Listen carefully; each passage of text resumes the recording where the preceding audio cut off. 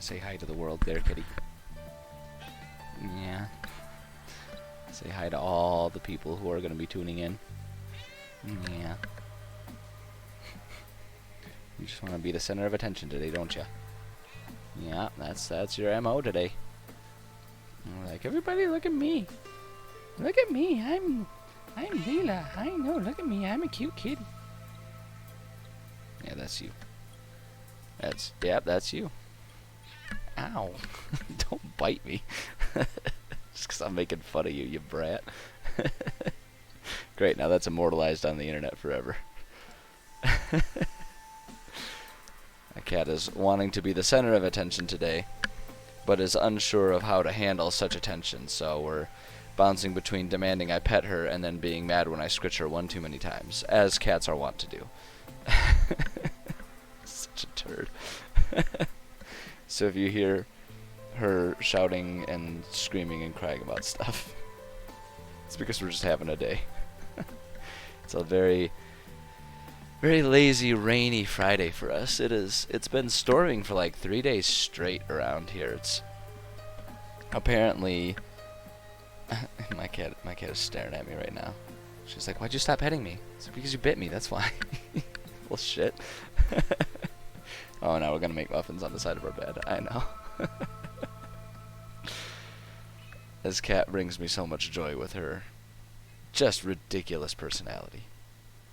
Anyway, like I was saying, it's been raining quite a bit around here. Apparently, Mid-Michigan now has monsoons, and that has begun this week, and according to the Weather Channel, will continue for like the next week or two. So, that's a thing. I mean, luckily, most of the stuff that I do can be done indoors around here. Like, we do martial arts, we train that in a gym.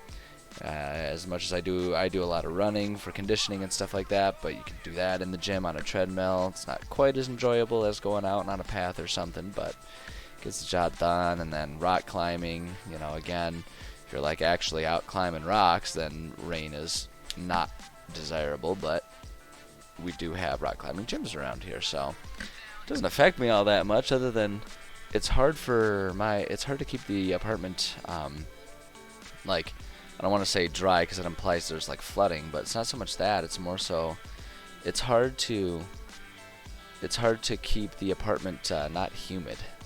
It's been very humid inside of here, and I think that's part of why my cat's in such a goofy mood, because the air just feels heavy here. So, you know, it is what it is. It's like a warm glass of water, or in this case lemonade, starts to sweat. It is just very humid here.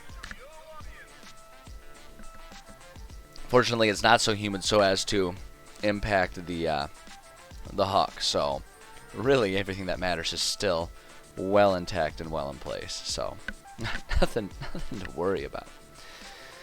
But on this rainy day, I just noticed the atlas got put in the wrong place for some reason. I know, it was messing up my rainbow order. And that's just unacceptable. You are just asking for trouble.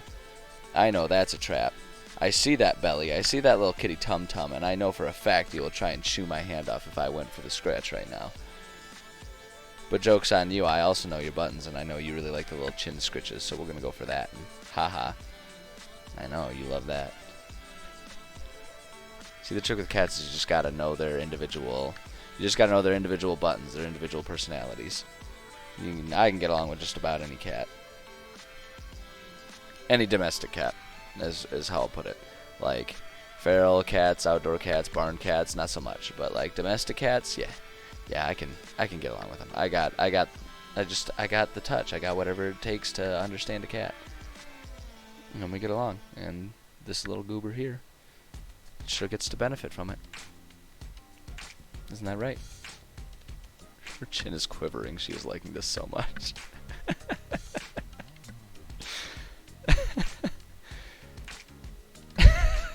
She just looks so ridiculous right now. And I would adjust the camera to try and show, but as soon as I do that, she'll move. You know she will. Okay, I'm here for a reason. I'm streaming an actual thing. It's Friday, which means we're doing some writing streaming. I have recovered from my grouchy morning Far Cry stream where I was a grumpy Gus for sure. Because I think I probably explained it at some point this morning. Fridays are sleepy days for me because I have spent all week getting up at 4 a.m. to do a morning workout and then also finishing off the day with an evening workout. So it's like I do 2 a days Monday through Friday while getting up at 4 a.m. So by the time we get to Friday, I'm feeling it. I'm feeling it, and I'm ready for a weekend of sleeping in a little bit. So I survived. Like it's like Friday mornings are rough, and then Wednesday nights, even actually Thursday mornings can be tough for me too. Usually because that's also usually when I'm really calorie deprived based on my diet regimen that I'm on. But and in any case, I got a good workout in, plenty of coffee in me. The energy levels have recovered, and so has the mood. So we're in a better place, which is good because we're gonna work on some writing. And if I were writing a D&D campaign while I was grouchy, those poor players, they would be suffering. whenever it comes time to actually play this, players would suffer. You know they would. So what we're gonna work on today. So we've been working on our generalized region here. We got our map made, and then last time we spent some time amidst just sort of discussing various more like logistical types of questions and answers about DMing and D&D in general. We then spent some time talking about the sort of the lore, the history of this region, which is always an important thing. I find that discussing lore is something that a lot of people might kind of shirk off a little bit. But to me, like as I sort of discussed, that's a really important thing, having the lore and the history, because it sets a concrete foundation that you can always bring yourself back to. So if you find yourself straying or getting lost in terms of what thematic elements you have or want to have within, a map or something like that, it's nice to have that sort of set history to go back to. So we got that set up, which is really good. It's really important. And then so I think what we're going to work on today, it's going to be more of a monotonous day as far as like streaming content goes. So I'll try and be a decent conversationalist while I'm working on this. But this is a tedious part, but I think it's an important part to show, because if you take care of the tedium now, then you have a lot of stuff that's really important for a session already prepared when the time comes and you need it. So this tedium, though not like thrilling or exciting to watch or to do, is a very important thing. And so we're gonna stick to it. We're gonna go ahead and do it. So I had at one point sort of changed up how I did my random tables, and that change, that difference in how I did it, just I wasn't satisfied with it. I didn't like it. It didn't serve as well as what I typically do. And so I've made them, frankly, I've made them quite complicated. I shouldn't say complicated. I've made them in depth. It's actually very simple to make these random tables, and we'll walk through and we're going to try and fill out at least one full table here. It's a 10 by 20 table, so we've got 200 squares to fill in. It won't take that long. But going through and making them in depth like this, kind of like I say, it's a tedious process, but it pays dividends in the end when you're a DM trying to handle whatever random impromptu stuff your players might do that you're not expecting. These are a really important thing to it, and that's why I want this one that's more in depth, because I tried to simplify it for the sake of the writing process, but it was incomplete. It didn't offer me the level of preparedness that I feel like I need when I'm DMing. So that's what we're going to work on here, is we're just going to make at least one random table. And the good news is, as well, I usually have at least 2 random tables per map. This one I think is going to end up having a total of probably 6. I could kind of ramp it up to 8, but I don't want to. I'm just going to be blatant about it. I don't really want to. I think that the 6 will be plenty. And the off chance the other stuff comes up, You know, every once in a while I am capable of improving, so we'll just make do with it. So the 6 tables are going to be in reference to the 3 different generalized biomes that we have here, and that fourth set, those other 2 to make 8 tables would be if I wanted to make something for if they're if they're interacting with the water. But these bodies of water are small enough that they're going to be destinations, really, not places that they're going to randomly walk through, because that's what we're making. We're making random tables for journeying, for traveling, which is an important part, to offer players a sense of sort of grandiose to their sessions, right? You want them to feel like there's some scale to everything. So that's where the random tables come in. So we're going to do, all said and done for this map, we're going to end up with 6 random tables. There's going to be 2 for our grasslands area, 2 for our mountainous area, and 2 for our forest area. And each of them, the 2, are going to be day and night, because and really we can copy and paste a lot of stuff between the day and the nights. The day and the night, the big difference is just the probability of different things happening. Some things are more likely to happen at night than they are during the day.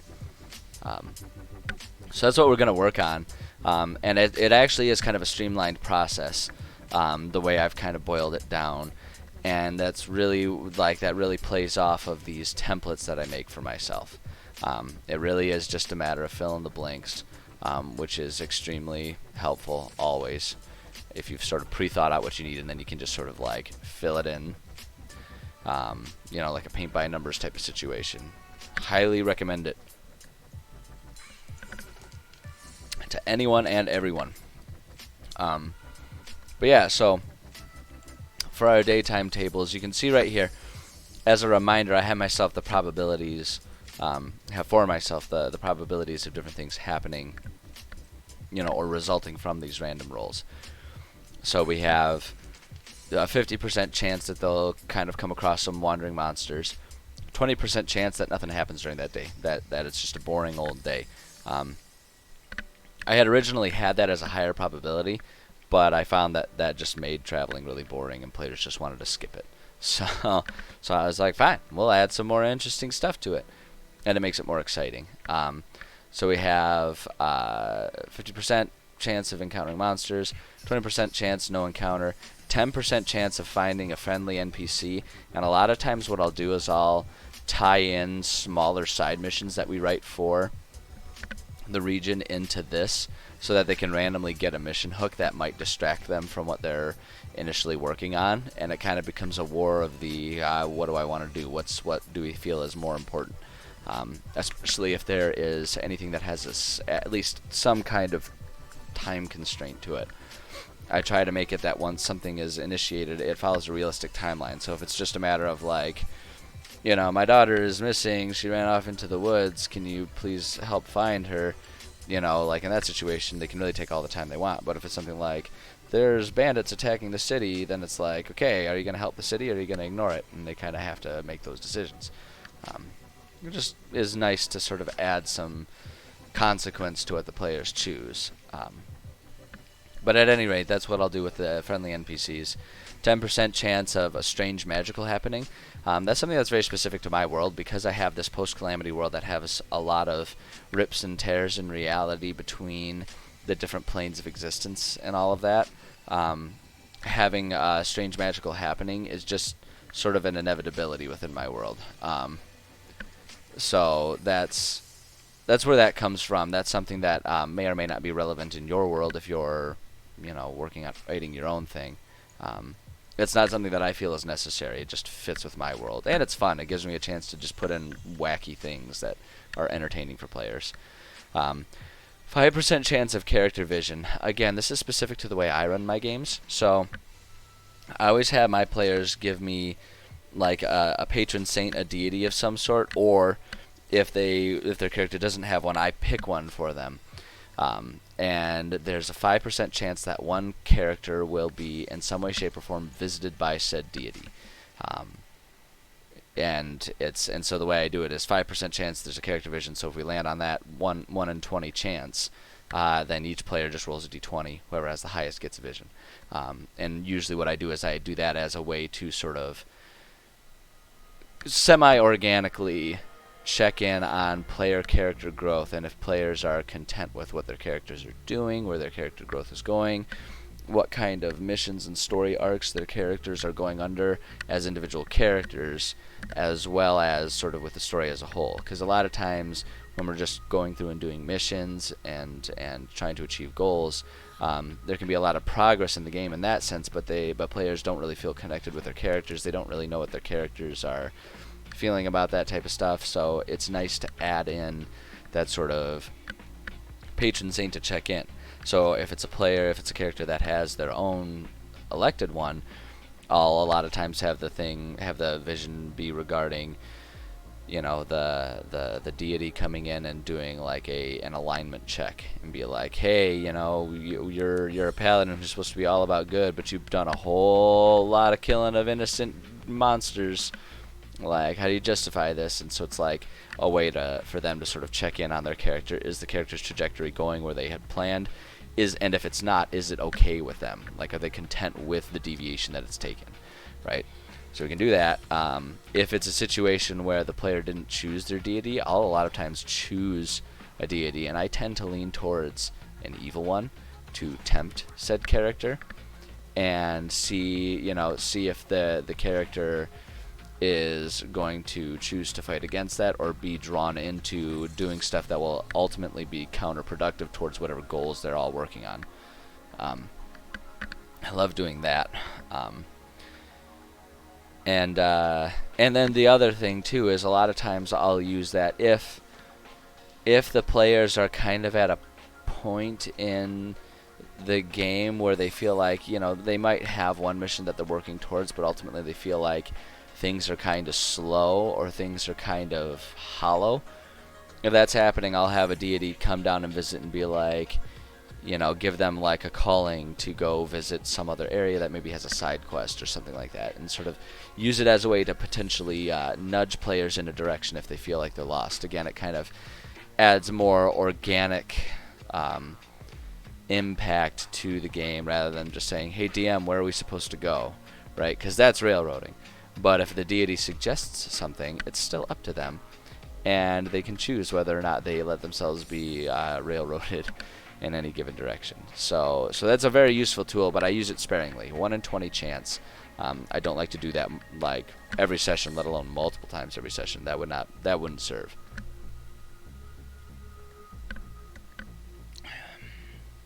So, and then finally, there's a 5% chance of a treasure. Players love loot. They love getting money. They love getting magical items. They love finding potions. They love finding spell scrolls. They love finding all that kind of stuff. It's fun. It's fun. So there's a 1 in 20 chance that in this world that has just a bunch of destroyed, dilapidated buildings, a lot of abandoned caravans all along the road that have been like picked over of like food and stuff like that by monsters, but they would have left most of the valuables alone. There's the chance that they just come across a house that has a chest that's like only half buried because of just soil erosion over the years, and or they come across an old caravan that looks like one of the like if the caravan was destroyed long ago, but there was one of the coffer chests with all the gold has somehow managed to escape being found out there in the wilds. Just ways to give players some fun stuff. Again, sparingly, but players love loot. They love loot. As speaking to any DMs, present or aspiring DMs out there, players love loot. They always do. They always do. You got to be careful to not give them too much powerful loot, but they love to find a sack of gold. They love that stuff, and I can't blame them, because if I was a player, I would love finding money. In real life, I love finding money. You sit down, at the dentist's office, reach between the cushion, you look between the cushions of, on the little waiting room couch that they have there, and you see a little 20 sticking out there. It's like, fuck yeah, I'm rich now. Everyone loves finding that kind of stuff. So we do that. So those are our daytime probabilities. Nighttime are not super different. The chance of monsters is roughly the same, but that's more of a situation of the monsters come upon them rather than they come upon the monsters. So it tends to be a much more like a higher guarantee that it'll be an aggressive thing, because usually when they come across monsters, unless it's a particularly vicious one, I'll have them do perception checks, and it's like, okay, so as you're traveling, you see off in the distance, this, that, or the other thing. How do you proceed? And they can decide whether they want that combat, or if they don't want the combat, that gives them the opportunity to like, hey, we're going to add a couple hours to our journey and take the long way around and avoid this confrontation.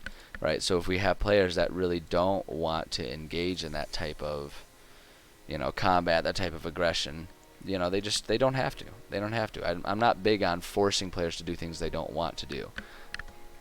That's why I make my games pretty sandboxy, so that way they can pick and choose. I've got a good foundational world that has all kinds of stuff for them to do, and they can just choose. They can choose what they want to do. Just like with a video game that's an open world video game, you can choose to hunt down all of the flags and for the collection or whatnot if that does something for you, or if not, you can skip that. I should say most games are like that. Not all games are like that. Some games are a bit more forceful about requiring side mission stuff if you want to succeed, but I digress. But when it's at nighttime, 50% chance that monsters come across, so then it kind of tests their preparedness. Did they think about that? Is the person who's keeping watch close enough? All that kind of stuff. So those tend to be a bit more confrontational. I always just copy and paste that from day to night. We're going to be going through, so 50% chance, that means 10 and 20, so 10 times 10. We're going to be making, because this map is meant for levels 1 through 10. So I make sure to be prepared whatever the average party level is, right? So 1 through 10, we're going to make 100 encounters. It's quick and easy. It doesn't take long. But the flip side, that's a lot of stuff. So, hey, Bolus, how's it going? Important to know your players' behaviors and their goals, and it becomes pretty easy to plan encounter sessions. Yeah, absolutely. It's everything that I do, I like to make my worlds and missions very, I don't want to say one size fits all, because that's not exactly the right statement. It's not like but more so it's like I make them so full of different things that players can ignore what they don't want and end up with still a full campaign, right? Like, I don't want them to say, like, oh, well, I'm just not interested in this thing, but if we don't do it, then we don't really have a campaign going on. It's like, that's why I have so many missions that I cram into one region. So it's like, if one mission isn't that compelling to them, but another one is, then that's what they're pursuing, and that's going to guide them towards their chosen big bad, right? And we just focus on that, and I just kind of let the other stuff slide, and it just makes it easier. But yeah, you're absolutely right. Planning sessions becomes much easier when you pay attention to your players and know what they're interested in and what they're after. But yeah, so the nighttime, like I was saying, nighttime, same percent chance of monsters, although they'll tend to be a bit more confrontational because it's usually the monsters have approached the guys, so it's like either find a way to escape or get ready for a fight as opposed to just walking around them. I increase the chance of a strange magical happening because while statistically it's probably not true, the human brain just associates nighttime with more magical, crazy, scary, spooky things. So it just makes sense for that to be more common at night, and no one's ever complained the ratios. So I do that. 15% chance of no encounter, just a boring night. Again, like, dangerous things happen at night. That's, whether or not that's true in actuality or would be true in actuality is kind of irrelevant. Humans associate nighttime with dangerous. That's just what we do, and it's because we're not nocturnal, so it's a dangerous time for us to be awake. So less of a chance of there being, no encounter, but it still is totally possible for the night to quietly pass them. 10% chance of character vision, so that's an increase from the 5%. Again, wacky stuff happens at night, plus a lot of them are sleeping, so they may be visited in a dream. That's just a really common time for people to have epiphanies, is in their dreams, because they'll be visited by God and all that kind of stuff, right? So it's like, yeah, that's perfect. The dreamland is the in-between between the ethereal and the real world, all that kind of magical stuff. So it just kind of makes sense. And then a 5% chance of a friendly NPC, 1 in 20 chance that someone comes upon their camp that does not mean them any harm. That is just there. That's just, there, saw the campfire and was looking for refuge and tries to stay with them. it's up to the players how they handle that. A lot of my players are pretty murder hoboists, so they will tend to be like, no, fuck you, get out of here, this is our campfire, and scare them off. But you know, that's up to them. They can do what they want. You'll notice I do not have any % chance of finding treasure. If you're stationary and fast asleep, you're not going to find treasure, or if it's really dark out, it's much harder to find like treasures that haven't already been found and looted in the world. I really enunciated the word looted right there. Looted. So that's what we're working with, and I want to try and I'm going to see if we can't get a full table written up here. So again, we're going to do 3 sets for this world. We're going to do our grasslands, our mountain range, and our forest. It doesn't really matter which one we start with. I'll probably start with the grassland, just because that one should be at the top, since we'll be starting around in here and having players probably primarily end up starting off in this area, because that's like what the reason for this map existing and being inhabited is. Traveling through this grasslands area.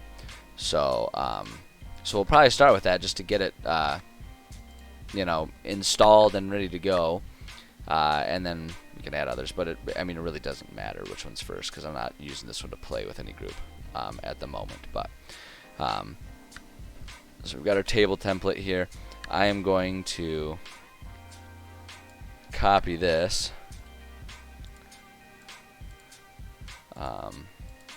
and we're just going to paste. No, it did not copy it. That's wonderful. That's completely something different. Don't know why that's still on the clipboard. Hey, Revelator, how's it going? Glad to see you here. Okay, beans. That's not what I wanted to do. Alright, hold on. Let me just... because I'm worried that that's going to change the auto fit that it does. So can we not... is it going to not let me copy this? Is that what's happening right now? Sometimes it just does weird things. There we go, there we go. Okay, so we got our table in there. Of course it's gonna format it weird, and that's gonna bother me. That's gonna bother me. I'm gonna be perfectly honest with you guys. It's gonna bother me. I don't know why it insists on hurting me this way. No, I don't want you to remove the 2 there. Boy. Beans. Beans. How's the planet? Yeah, it was going great until the thing decided that we were just not interested in formatting right. Okay, hold on. Oh, and now we're not going to delete my table. This is okay. Yeah, now everything's just gone straight to shit at this point in time. Like, fuck this. No, okay. There we go. We got it. We got it. So I'm just copying and pasting this empty table here so we have one, so that way I can have my template there, easy to grab, since I'm filling this one in first. So let's go ahead and do our planes, daytime planes. I'm just going to copy this to make sure the formatting matches here. I'm going to put that right there. And we've got our formatting in place that way. So let's call this one planes daytime. Alright. And that's what we're going to do. So the first things first, and this is probably the most tedious part, is coming up with our monstrous encounters. It's tedious, but honestly it's really easy. All I do, and this is like I say, where it's going to be kind of like a, you know, on the boring end for a minute of the stream, but I want to kind of talk through the things, and we can always just do some chit chatting while I'm absentmindedly doing this. But my tool of choice is I do the Kobold Fight Club. Helps math things out. It's really yeah, it takes care of all of the grunt work of trying to make encounters, balanced encounters. I mean, some people aren't huge fans of the challenge rating system that D&D uses, but I have never had a problem with it personally. I find it to be perfectly functional, and this just makes it pretty easy. So I always build everything for an average of, for 5 players, average of a range of 10 levels. That's how I like to make them. That's a very good sizable campaign. Like, that's a good length, so that when players get to the end of that, if they want to call it a campaign, they can, or we can have them shuffle over to a new region and, you know, continue on with their, you know, with their level 10 characters and beyond. But I always do levels 1 through 10. Well, not always do levels 1 through 10. I always do a 10 range, and this particular one we're doing levels 1 through 10. So 5 players, average level 1 is what I always like to do. So that way, if we have fewer players than 5, it's a little challenging, but they'll still be okay. But if there's more players than 5, it'll be easier, but not so easy that it's ridiculous. Hey, Pika, how's it going? I'm doing all right. Doing all right. Glad to see you here. We're working on building some random encounter tables for our map that we've been working on here. So, oh, I do need to change. This isn't aquatic. That was a different project. We're gonna go with just the grassland region here. Best day ever. That sounds pretty amazing, Pika. That's a bold claim too, to say that it's the best day ever. So I feel like I'm gonna need some story time evidence to prove to us that this was indeed the best day ever, because that is a high fucking bar to clear, my friend. So okay, so with plains animals, so a lot of time also when I'm doing these things, I will first off think about this region. So we've got a plains land that has been affected by magic that has made a lot of wildlife, you know, to make some monstrosities and stuff, but it's largely uninhabited. So I'm going to avoid doing too many humanoid enemies in here and have the wandering monsters in this plain area be much more creature, you know, some monstrosities, some aberrations and stuff like that can be good, but we're going to avoid like the gnolls and the bugbears and all those types of things. So that's what we're going to do. It's the best day ever by choice. You know what, Pika? I like that attitude. That is a solid attitude to have. You know, choose to make the day the best day ever. I can get on board with that for sure. So yeah, we'll just like start doing some random stuff here. So we'll have them, and so it kind of shows you, you know, roughly whether it's easy, medium, or hard, or easy, medium, hard, or deadly. And I just kind of follow those, and I've not really ever been steered wrong, honestly. It works. So we're just gonna do, and so all I do is I just find different ways to make different levels of challenge, different monsters and creatures, so that no encounter is exactly the same. Just because that adds variety. You know, players may never encounter any of these. They may encounter a couple of them twice. You never really know. But we're just setting ourselves up. Really, all we're doing is we're setting we're setting up a system so that if players are traveling and you need to fill some time and make it feel realistic, you got your random table, you can just roll it, and you don't have to sit there and think about stuff and try to improv on the spot. We're doing the improving right now. So that way when the time comes and it's like, okay, we want a challenge, someone roll a d20. Alright, so you encounter these monsters, you see them off in the distance, how do you handle that? And suddenly it fills the day, it makes the world feel alive, it makes it feel full, it chews up some time too, so you don't go through a campaign too fast. You don't want to be like 4 sessions in and all of a sudden they're level 20, you know, fighting the big bad. That would not serve us very well. But oh, you've never used Kobold Fight Club, Pika? It's one of my favorite tools. It's sleek, it's easy to use, it's simple. I absolutely love it. And one of the things that's really nice is you can set sources. So, and you can have the official and the official adventures and stuff like that. It puts all the monsters that exist there, as well as some other different places. They've got like the web supplements, you know, you can add the turtle packages and stuff. So that way you can it will automatically only pick from the things that you have access to the tables for, which is awesome, which is really awesome. It makes it simple in that sense, and it's a great resource. It's a great resource. I highly recommend it. So okay, so we've got one right here. So we've got 3 ponies. It does take a little bit of imagination, because I highly doubt 3 ponies would necessarily just like run up and attack players. So it does take a little bit of it does take a little bit of imagination still to handle these things. But that's why I say 50% chance of monsters, not 50% chance of fighting. So a lot of times when it's like these lower levels, more innocent things, it's like, hey, you see this thing off in the distance, how do you approach them? Do you do anything? And a lot of times they're perfectly amicable interactions as long as they don't approach things aggressively, and it's up to them. right? Because like the ponies don't have to be combatants; they can just be flavor. It can't just be flavor. It's 100% free, Pika. You just go onto the website. The website, if you'll want to Google Kobold Fight Club, because I always forget the name. The actual website is kobold.club/fight. Is how you get to it. So if you just search for Kobold Fight Club, you'll find it. And yeah, it's completely free. It's there. It's there. It's an amazing resource. Faux show. So yeah, so we got one. We'll just go ahead and do another one. I don't like any of those monsters. Just do another one.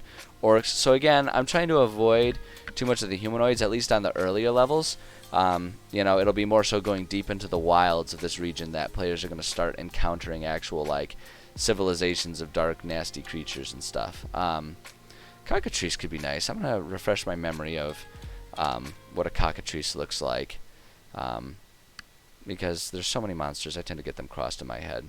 And it's always embarrassing when I think that I remember something and then it turns out I was completely wrong. Trees. Oops. Yeah, little raptor-looking things. So I'm on board with cockatrices being around in the plains here. That fits. Although, see now, we can't really keep it easy with doing just the cockatrice. So one of the things that I do for these random things, I always just have it be a number of a single combatant. I've explored having like multiple combatants in terms of like, maybe it's like, oh, there's 3 cultists and their pet dogs or something like that. But the more complexity you add to these things, the longer the setup takes and the harder it is to have just like seamless encounters. So I usually just stick with one type of monster, and it's like it's a pod of there's a pair of cockatrices off there. What do you do for them? The limitation of that is sometimes based on just sort of the adjusted the adjusted challenge rating and all that kind of stuff. It makes it hard to always have, you can't have an easy number of cockatrices. Either it's like extremely easy, right, because they only have to face one of them, or it gets up to that medium range. But that's not the end of the world, because what we can do is we can use the medium. So I do also, I guess I haven't said it, I break it up. We've got 10. We got a 10 and 20 chance, 10 numbers on the d20 that'll have monsters. I do 4. I'll hold up my fingers so you can see the math as it goes. I do 4 easy. I do 3 medium, right?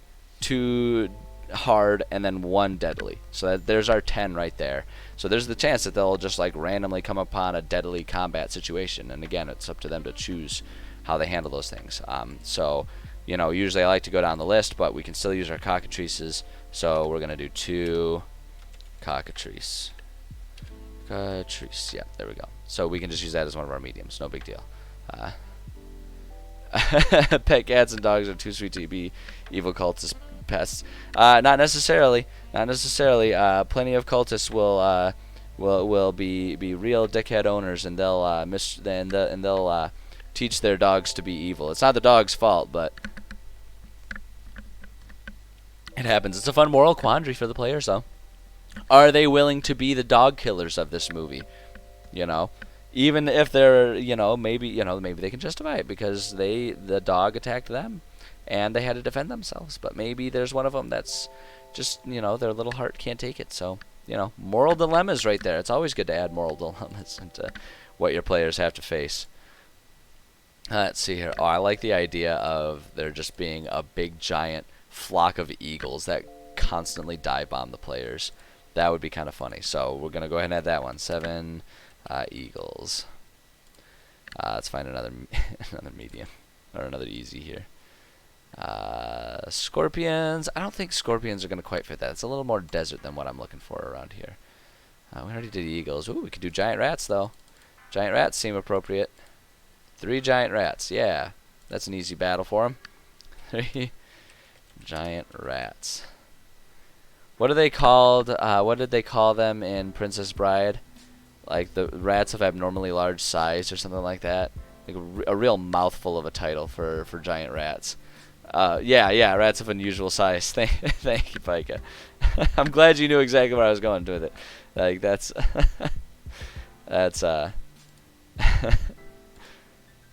too good. Oh hell yeah, vultures. Same with the eagles. We'll do vultures. I like the insinuation that the vultures just like, look at these guys. Look at these fuckers. They're gonna be dead soon. They're gonna be so dead soon. Let's just follow them. Let's just follow them. Vulture. Full of useless. There's nothing useless. It is very useful to have important movie quotes memorized. I would say that you are being quite harsh on yourself by calling knowledge of Princess Bride stuff useless. Giant poisonous snake wouldn't be bad. That's not a terrible one. I actually like that one. A big giant herd of like fucking psycho ponies would be kind of funny too, but we'll see. We'll see if we randomly come across that one again. Giant poisonous snake. It takes 3 of them to make it easy. Giant poisonous snake. Boom. We need one more easy. Go back here. This is the one thing that's kind of a challenge of doing this when I'm streaming. Normally I can have my both monitors up and working, but I gotta have my my stream management window open, and I want you guys to be able to see everything that I'm doing too, because it's the whole point of streaming it, so you guys can see the process that I'm going through. You guys can all learn and share ideas, and it's hard to do that if I'm keeping secrets over here. Giant fire beetles. Fuck yeah, I'm gonna put that in there. Add the risk of forest fires in there. I have made it canon in my world that Smokey the Bear exists.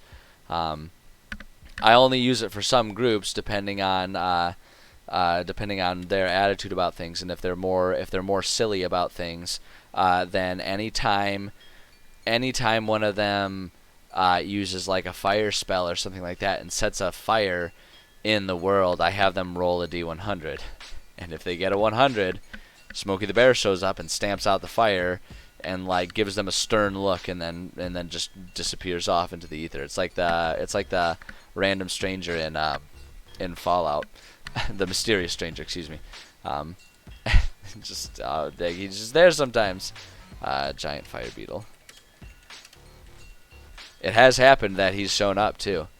I'm pretty sure I was in a mood when it happened too. Like, we were all getting real punchy. It was towards the end of a session, so we were all a little slap happy by then, and I'm pretty sure he kicked the guy in the crotch for leaving an unattended fire, because he like showed up at the end of the battle and the guy was just gonna walk off after having set like 4 campfires in a field. Pretty sure that's how it went down, and if it isn't, then I missed an opportunity, quite frankly. Ooh, I like the blights. I like the idea of the blights in this area. Let's go with the twig blights. 7 little twig blights. 7 twig blights. Boom. One more hard battle. One more hard battle. Oh, giant badger? Fuck yeah. Fuck yeah, are you kidding me? That's just like pure anger on 4 limbs right there. 4 giant badgers. Mushroom. Giant badger. Alright, and then we'll come up with 1 deadly one. It's a very rare chance, but you know, sometimes you're just wandering around in a dangerous place like the wilds. You just come across a situation where you bite off more than you can chew. Alright, 3 war horses. That's what we're gonna do. 3 war horses. So if they try to like, and obviously we flavor them. They're not gonna be like just random horses wandering around in like, you know, like horse regalia where they've got like the sheets with the frills and like the horse helmet armor, right? They're not actually gonna be war horses. They're just gonna be big giant fucking Clydesdale horses that could pretty much step on you and squish you like a beer can, you know. So we'll just have them there. That's the other thing that's fun about this, is it kind of takes that tedium out of it, but you still use your imagination. You know, like, why would this, that, or the other thing be there? You still have to think about that kind of stuff. So, but yeah, I could just see that being a fun one. They're like, they see like these horses, and they're like, these horses look aggressive, and they're like, oh, we encountered that herd of ponies not long ago. Horses are fine in this region. Then they go and they get their asses beat. Oh, you like that one, Pike? I like the beer can reference. Like, I was just yeah, it's just, I don't know. I like the imagery of a human just like walking, then just getting squished, and like doing the cartoon thing where they're like the accordion, like the right, like the Looney Tunes style. My brain constantly converts the world into a cartoon. All right, so we got ourselves all of our yeah, for Clydesdales, yeah, exactly, yep, for them Budweiser things. I like layers to jokes. It's like lots of layers is good. Lots of layers is good. So okay, so we've got our level one encounters. Now we move on to level 2. So you can see how this is a little tedious, but also at the same time, this like sets up a lot of good encounters without requiring us to be setting up encounters and using up game time for that. Like that's a really important part for me, because with my players, with my games, we don't, I play almost weekly, but none of my individual groups play weekly, and depending on how busy we all are as adults, sometimes we'll miss one of our sessions. So it can be like, as infrequent as once a month. So when my players show up, I don't want to waste time trying to build an encounter for them. I want to minimize that kind of stuff so we can just play the game. Like that's what it's all about. So that's why I take the time to go through all of this tedium to keep things prepped and moving forward. It really pays dividends in the end. So I'm gonna go with the boars, because what is more traditional in the beginning planes of any fantasy RPG than having to kill boars to level up? How, come on now. Is it any more ubiquitous than that? So 3 boars. Yes, Pika, 100%. 100% use it. Like that's, use anything that use any idea you see me using here. That's like I say, that's what for me the purpose of streaming all of this is so that we can share ideas and just like fill the world with better DMs. Like I get better by hearing ideas that other people present to me. So, yeah, you're goddamn right you do, Pika. Like 90% of what I do has been stolen and then undergone a name change. Are you kidding me? Come on now. I mean, it's not that hard to find some sort of already existing analog when you're kind of creating a fantasy setting. I mean, it's all kind of been there. We're just adding permutations to make it a little different, a little refined in this, that, or the other way. Like that's what it is. What do they say? There's only like 16 original stories and everything else is just a permutation of it or something like that.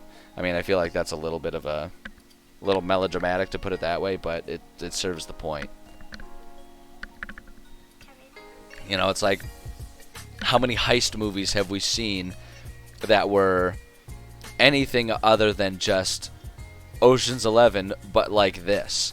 Like that's what they all are. That's just what it is. Yeah, so okay, so we've got three swarm of rats. Just for the record, whenever I do the swarms, I have it just be like, I always have it serve as one massive swarm. They always move together, so it's just like a huge, like a fucking goddamn, Moses of rats. Just like a plague of rats coming in, storming in, 3 times the size of a normal one. And I still kind of treat them as the 3 times, so it's like they get 3 attacks, and they have 3 times the health and stuff like that. But I always have them act as one big swarm because it just makes it a bit easier for players to digest and feel like is realistic. It's not really anything necessary to explain, but again, just offering up tips for people. Offering up tips, gotta have tips. Warhorse skeleton. That's kind of interesting, but I don't know that it fits with how I'm envisioning this area. Is there a final boss plan for this campaign? There will be. There will be multiple of them. I have not gotten to that point yet. I always build from the ground up when I'm making my Moses of rats. Like it's like the locusts, but with rats. But yeah, so when I'm making a region, I start from the ground up. I always start with just the basics, the stuff that is like always there, the background stuff, and I use that to sort of inform the environment and build things, because as I'm going, I'll kind of like what that'll do is that'll kind of give birth to small ideas, and I'm like, oh yeah, that would fit in this region, and that could turn into something much bigger. So I always start with the small, start with the basics, start with the region generalities and all that kind of stuff, and then we kind of build up. So once we get all of these random tables, that's when I'm going to start thinking about what our different missions are and what our different bad guys are going to be. I actually have in mind to have 3 possible main storylines here, because we have 3 regions, so players can do any, or like they can just do one of them, they can do all of them, whatever they want to do. Like I say, I make things sandboxy, so they can do it in whatever order they so choose. They can do whatever they want. They can ditch stuff that they're not interested in. But I'm thinking there's going to be, so we've got 3 regions here, and when I'm coming up with a big bad, I usually have it be like, who holds evil dominion over the region, right? And why do they hold that dominion? What are they doing there? And how does that impact the players? Like, how do the players come across this guy? So I kind of I kind of build it that way. So there's going to be at least one, but I kind of imagine there's going to be some sort of evil thing, probably some sort of Duergar related thing. Let's be real. If it's in the mountains, it's always Duergar. But we'll probably do some Duergar related thing here. Probably some Fey type of creature in the forest. I love putting Fey creatures in forests. It just thematically is pleasing to players. It makes sense. It's easy, and Fey has such a wide range of creatures that it really can make a lot of sense. And then probably some sort of plains thing. And I'm thinking that's just going to be some big giant monster that's going to be a huge barrier to this forward base that is trying to make progress in building our pathway. So that's kind of where I'm at with it, but we don't have anything explicitly planned at the moment. Stay tuned. So tune in next week. But yeah, that's what we're going. Pika, I see. Now we're demonstrating exactly why we go with the baselines and then build from there, because of Moses, the Moses of rats being the big bad guy. That is some fresh idea right there, and that is, no one's gonna expect that. Like, let's just put it that way. No one is gonna be prepared for the Moses of rats.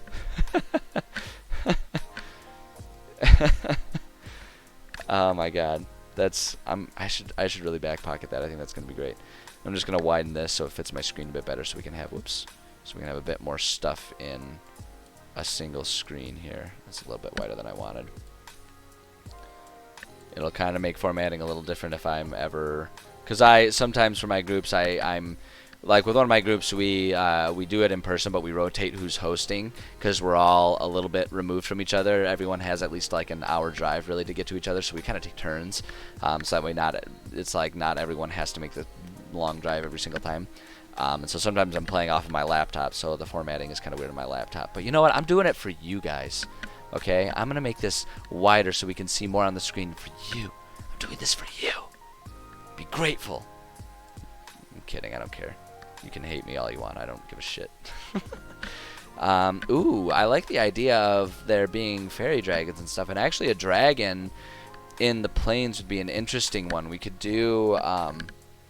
We could find a metallic dragon in the plains, because, like, in my mind, this region, the Goldwind Plains, because it's largely been untouched, a lot of the stuff has kind of healed in a way. And it has, just because of, like, I mean, just imagine the atmosphere. It's a bright, sunny, Serengeti type of, not really even Serengeti. It's just like the Golden Fields. It's more like out, the Midwestern United States, where we have like the rolling plains. It's a beautiful country out there. People are a little backwards from time to time, depending on the community, but the land is gorgeous. It's hard to be unhappy when you're out in that area. And that's kind of the vision that I have. So it'd be kind of interesting to do like a metallic dragon type of system. Where there's a metallic dragon who's setting up his lair in that area, because metallic dragons aren't inherently evil, and so it could be kind of interesting if it's like the metallic dragon is causing grief for the people trying to rebuild or build that trade route, because the dragon is, maybe he's trying to protect the sort of natural land that has been given back to the creatures of the land, or something like that. So I actually really like this idea. I don't know that I like them being the orange ones, because the chromatic dragons are just, they're generally a lot more dickish. But you know, orange could be, maybe that's just like a, maybe we just like flavor it for my lore, for my world, that the orange ones are like immature gold ones or something like that. I don't know. That's right, Pike. I make sacrifices, and you best respect. God, can you imagine if I was like that conceited, like sitting here acting like anything I do on here deserves praise? Like I'm fucking sitting here just rambling about bullshit, and you guys are giving me attention for it. I have no right to make demands of anybody here. But yeah, no, you know, I'm gonna go ahead and keep it, and that's gonna bump us into our medium difficulty, but we can, you know, we can bounce around a little bit. So 2x. Shut up, work computer. I don't care that you're getting emails right now. I'm on break. I'm on my break. Back off. Besides, it's raining Friday. I'm gonna mute you. I'm gonna mute you. My work computer does this thing. So my work computer is on the same desk as my personal computer because I need both. I need all of the monitors. I'm working on changing that eventually so I can branch out and have a separate desk for either of them. But they share monitors, and so my work computer is sitting here, and I'm required to be on my office's, my employer's VPN in order to access our remote network to get all of the documents and stuff that I need. It's a security process. We have to do it because we work with, in some instances, sensitive, confidential data.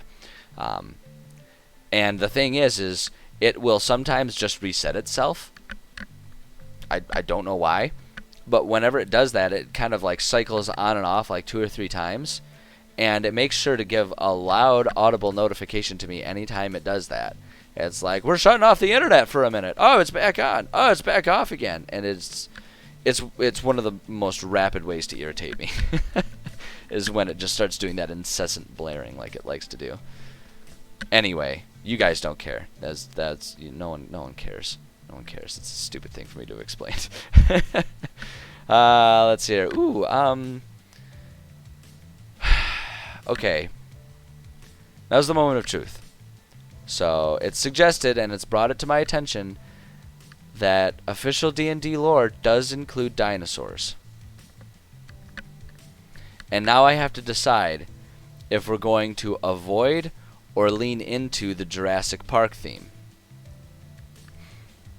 And it's always a tough one, because I fucking love the Jurassic Park theme. I love the idea of them being chased in a wagon carried by a donkey, you know, instead of a jeep. You know, they're being chased by a giant T-Rex as they're, you know, wagoning away, bouncing, you know, like, ah! You know, like, I love that aesthetic. But because I love it, I always use it, and I feel like it's so overused. And I feel like like I say, it's either you lean into it or you avoid it. Because, like, once you've introduced that dinosaurs exist, they're expecting to see all of the dinosaurs. So, like, all of the wildlife suddenly has to become dominated by dinosaurs. Because what world with velociraptors running around the plains is going to have elk present in large numbers, right? Like, they're going to be hunted, like, mercilessly. You're just going to have, like, the large monster, the large monstrous, you know, herbivorous dinosaurs that the velociraptors just sort of scavenge on the sick and already dead. So it's like, it's just it's the constant quandary for me. Do I lean into it or not? It's a real tough one, if I'm being perfectly honest. Let's see, what do you got? Oh my god, Revelator, that is an amazing character idea. It's an amazing character idea, and if I ever get the chance to play in such a world, I'm 100% going to steal that. His idea, for anyone watching the VOD, the character, it's a character idea who's a necromancer archaeologist who has undead dinosaurs from fossils, and that's fucking amazing. I fucking love that. I love the idea of flavoring any undead wards that they raise of the dinosaurs just being like skeletal versions of the dinosaurs. So it's like the enemies are just getting, you know, ribboned by like a freaking raptor skeleton. Like, how rad is that? That is an awesome idea. I love that so much. Okay, I'm making the decision. I'm doing it right here, right now. I'm making the decision.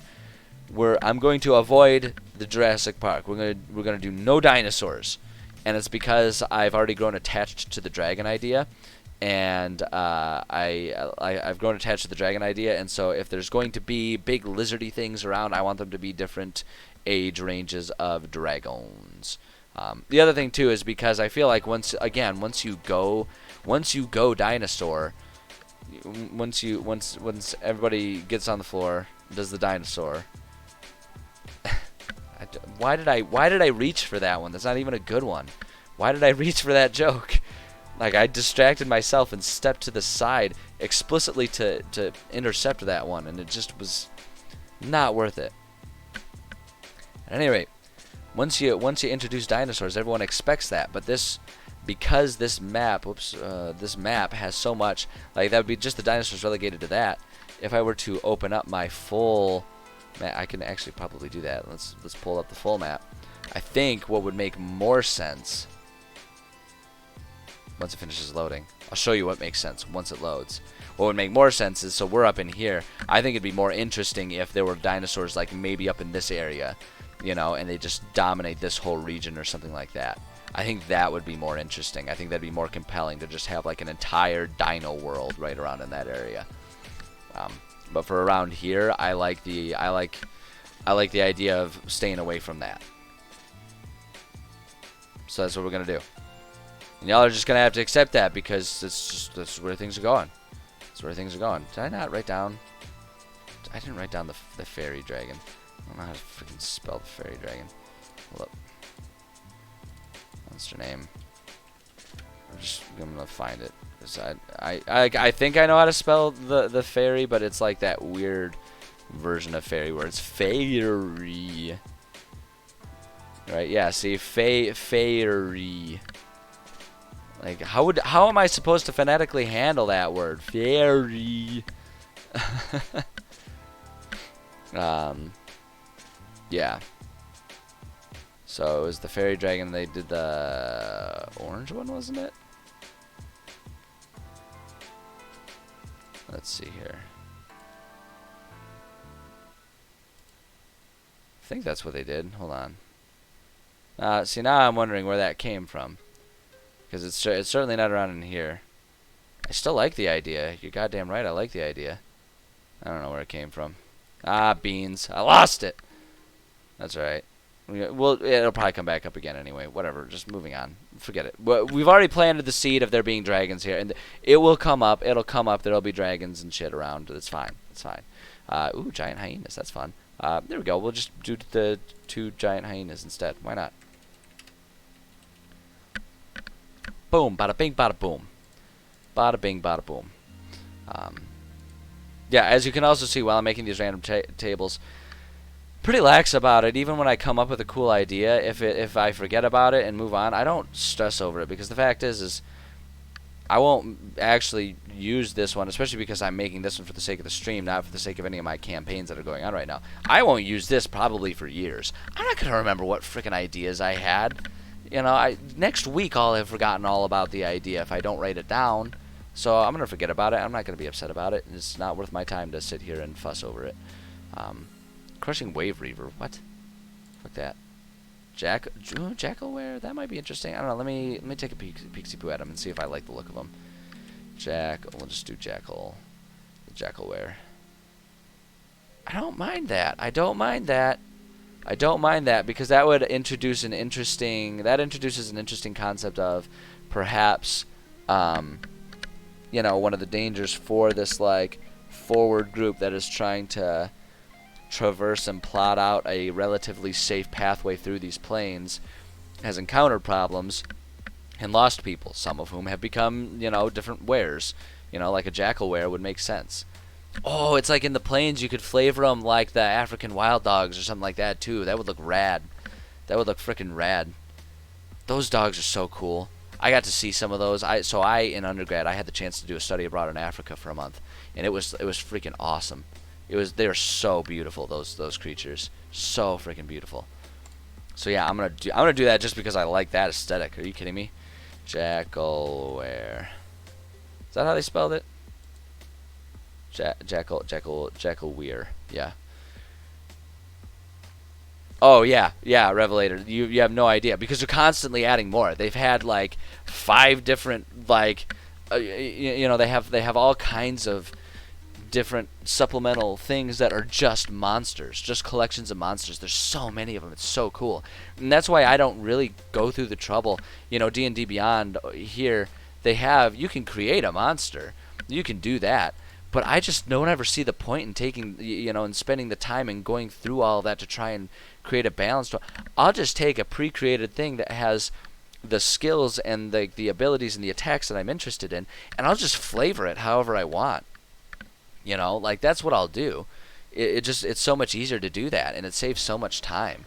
Like I get the impulse of wanting to create something all your own, but for the monsters, it's like, man, don't waste the energy on that. Come up with reskin them, but then have the stat block already made for you. Like, because you're right, there's so much. It's so cool. It's one of the reasons. It's one of the reasons why I think it's so easy for D&D to stay such a dominant RPG, because there are so many cool tabletops that are out there. But and some people, really hardcore fans, will also kind of like rag on how common D&D is, like almost like it's like a basic bitch game or something like that. But it's like, fucking, of course it is. There's so much that you can do to customize it. Like, you can do anything that you want, unless you want a downright completely different setting than fantasy. It's got everything you need. Between D&D and Pathfinder, why the hell would why would I try and have any other game? Like, anything I want is there. It's written there. They've got dozens of books of just supplemental material. It's amazing. It's so awesome.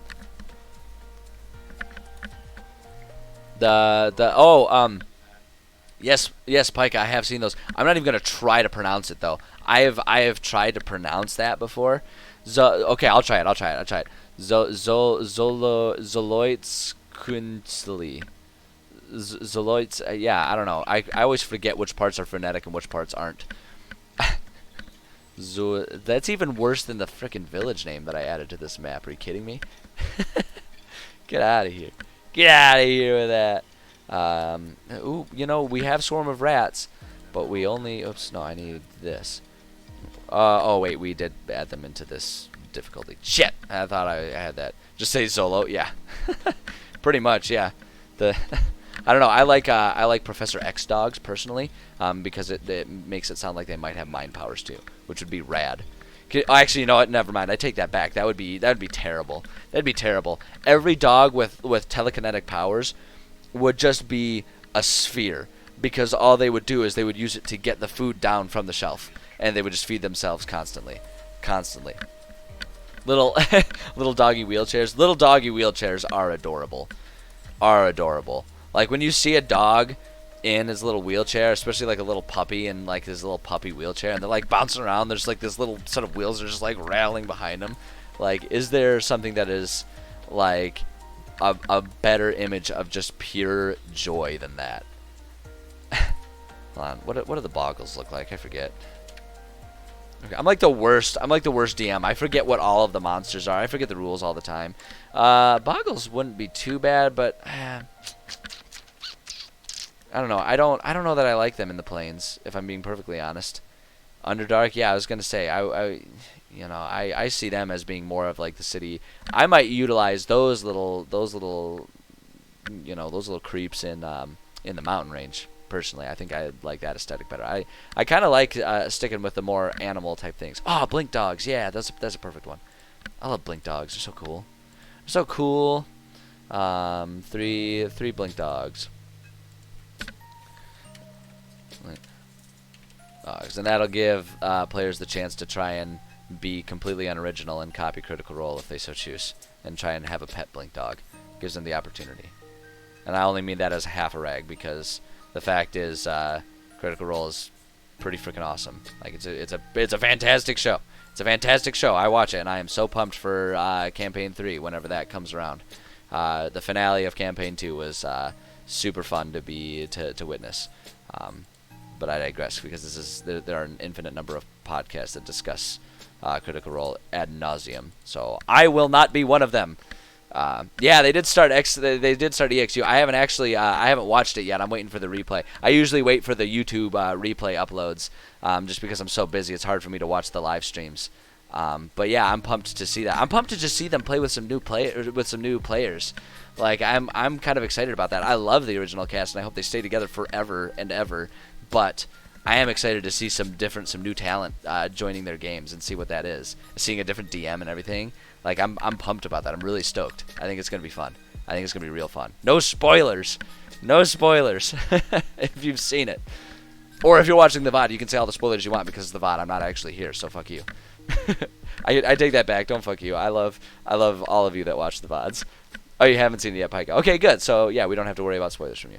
I'm getting super distracted here. Poisonous snake. 8 poisonous snakes. Poisonous snake.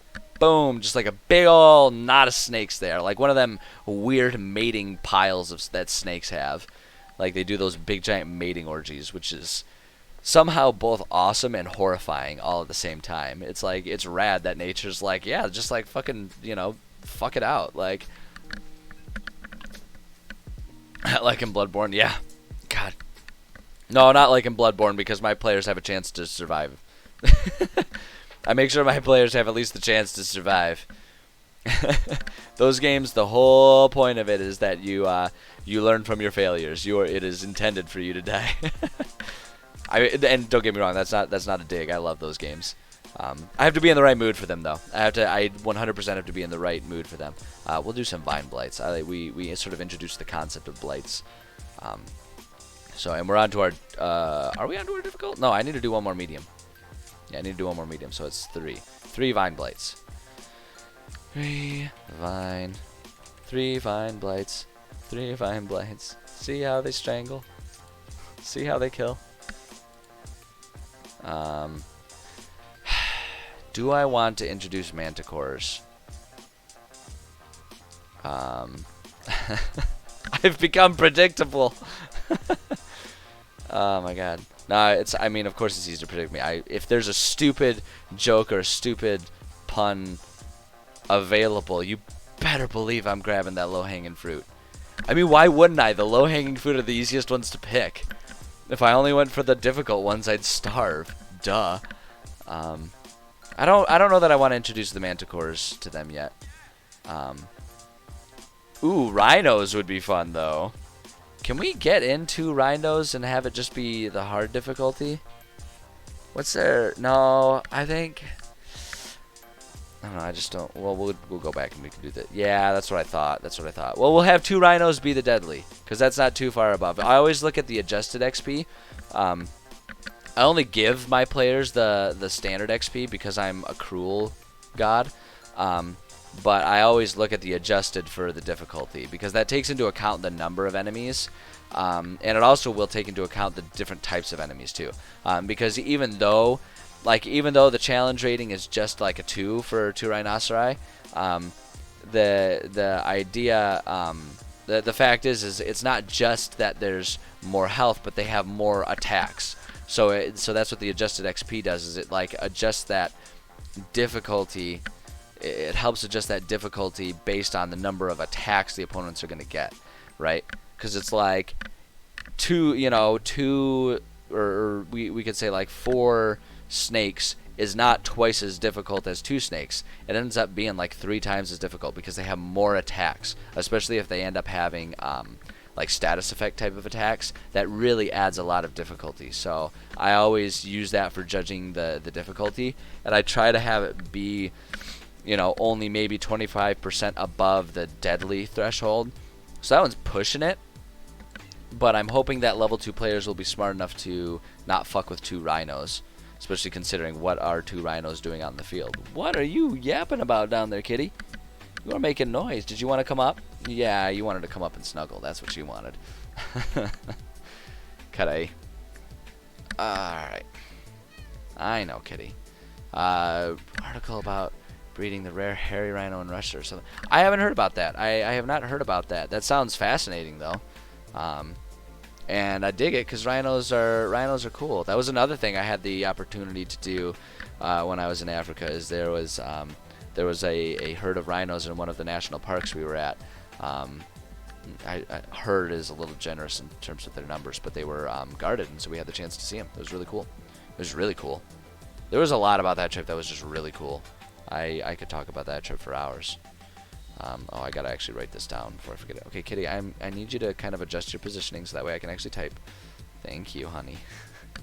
Yeah, I know you're a good kitty, but sometimes you're a little in the way and you don't realize it because you're just a cat. You don't really have a whole lot of cognitive thought. You're a very reactionary creature. I know, you're a sweetheart.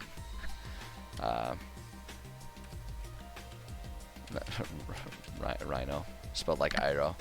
I don't know how to, like, the truth is I have to embarrassingly admit that I don't know how to spell rhinoceros. That's the hard part. We're just gonna just pretend you're not seeing me copy and paste. Pretend that I am a good enough writer. No, just keep the text, you stupid thing. Just pretend that I'm a good enough writer that I actually know how to spell rhinoceros. Please don't make fun of. Please don't tease me. Okay, let's try some hard stuff. There's our fairy dragon. Fairy dragon, the orange fairy dragon, Monster Manual, page 133. So, fairy. Let's just do that. So I think it must be using this and just assigning a color to it. Is what I think it must be doing. Yeah, that's what it's doing. So we got our young ones. So I'm gonna in parentheses do it the younger, and then we'll say orange for it. Yeah, that must be what they're doing. Which is an interesting concept. It's an interesting approach to it. I like it. I like that they did that. Oh my gosh, you have just found a nice little, happy little pocket in my, in the leg bucket as I call it. I'm sitting here with my legs crossed, and the kitty. Hold on, y'all gotta see this because I'm obsessed with my cat. Like, look at this little cat. Look at her. Best co-writer, best editor, editor of the year right there. Editor of the year. Not for her job as an editor, she's shit at that, but for the moral support. And sometimes that's the most important part. Sometimes we all need a little bit of encouragement. Okay, sorry, I'll try to stop being obsessed with my cat for a minute here. So yeah, so I'm gonna do that. I do want to stick with the fairy. I sound like I'm doing like a really bad impression of Arnold Schwarzenegger or something when I do it like phonetically like that. Fairy dragon. Fuck. Okay, we'll save them for level 3 because I can't get the fairy dragons hard. Fuck, man. Ooh, I like giant vultures. Like I say, I love the aesthetic of vultures. God damn it. I'm not paying attention to the CRs. Like, I would avoid a lot of these issues if I would pay attention to the challenge ratings for all of these. Werewolf, we've already established that there are wares around. But I actually like the idea of sticking with the jackal wares. God, I don't like any of these. Death dog? What the? A fucking death dog? Are you kidding me? Hell yeah. Or a swarm of poisonous snakes. You know what? I think we could probably work with both of them. So let's try the death dog first. Oh, it's one of those situations. Okay, fine. Swarm of poisonous snakes. There we go. Fuck you. Alright, wow, no, I guess we're not doing either of those. I just need something to be hard. Oh yeah, I hear what you're saying, Pika. I mean, I do like the idea of them just being like them sort of having changed their scale colors to adapt to the environment. I think that is a cool idea. It's a really cool idea. Hey Eldritch, how's it going? Glad to see you here. Glad to see you here. I know, kitty. I know, kitty. I mean, lions. Like, we're talking about planes. Of course there's going to be fucking lions around. Are you kidding me? God damn it. You know what? Even if it's just for a second, Eldritch, I appreciate that you're here. I appreciate that, I'm honored that you wanted to stop by. It means a lot to me. Fuck it. Giant wolf spiders, because I'm struggling to find any, like, hard things. Fine. Just a bunch of giant spiders attack them. It's so vanilla, but whatever. Getting impatient here. How many was it? 7. Giant wolf spitter. Alright, and then now we need to do one more hard difficulty one. I just always love the satyrs because, like, fucking, I just imagine Mr. Tumnus running around. Massive amount of goblins. Well, that's the challenge, Eldritch, because I'm trying to keep them thematic here, and we're working on a region that's really just all wildlife. There are certainly plenty of like monsters that would work, but none of them are thematically what I'm looking for here. Is the problem. Swarm of ravens. There we go. They'll just be pecked to death by a shit ton of ravens. Boom. Seven swarms of ravens, or rather, the swarm of ravens that's so big it's 7 times the size of a standard swarm of ravens. Ravens. Swarm of ravens. There we go. All right. Bada bing, bada boom. There we go. Okay. Let's go to level. Now we're gonna do level 3, and we keep on going, and we keep this train rolling. A chugga chugga chugga.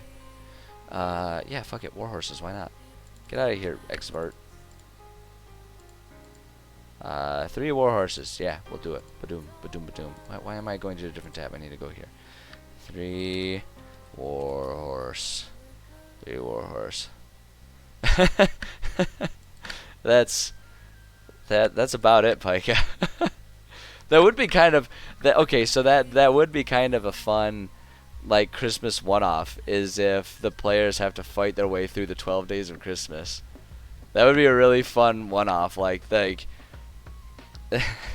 you just find, yeah. So like the 5 golden rings is like 5 young golden dragons or something like that, and you just try to find like thematic ones to do the 12. Although like the higher levels would be kind of easy because they like that song. I always feel like that song got really lazy in the second half, right? Because it just started being like different types of people.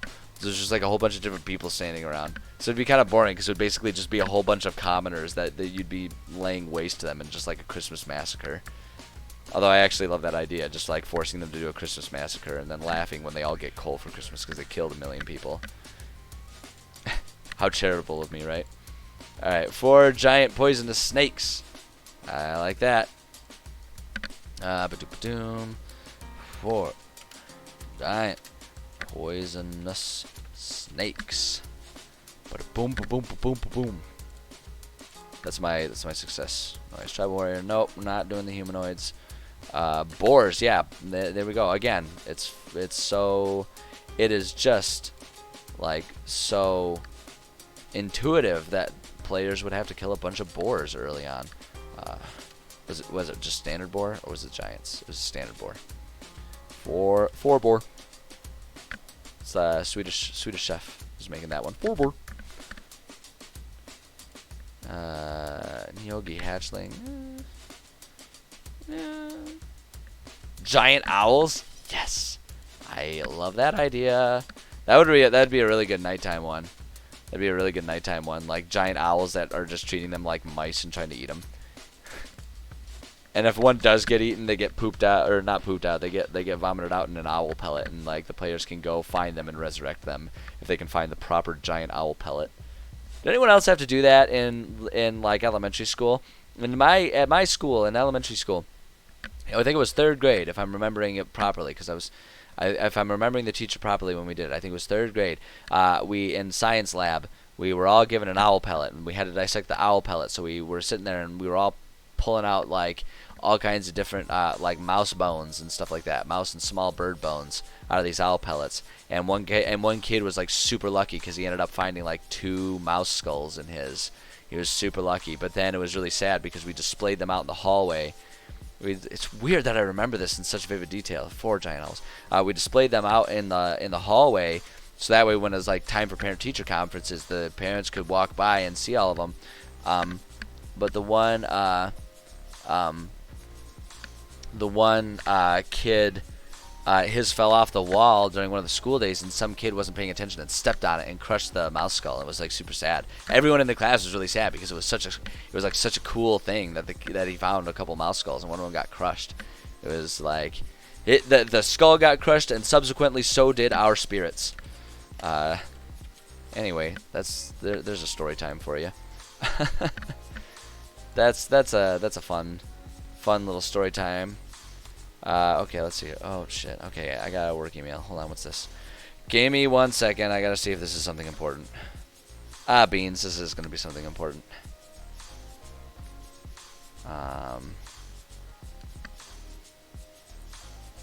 Let's see here. Hold up, hold up, hold up.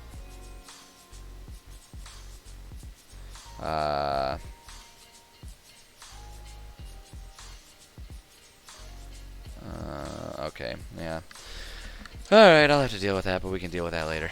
That's not so pressing that I need to do it right now. So, more giant owls, yes. Yes. 7 of them. You thought 4 giant owls was bad. Try 7 of them. Giant owl. Why not? Why not, right? Okay. So we got that. Let's do another random medium one. A stench cow?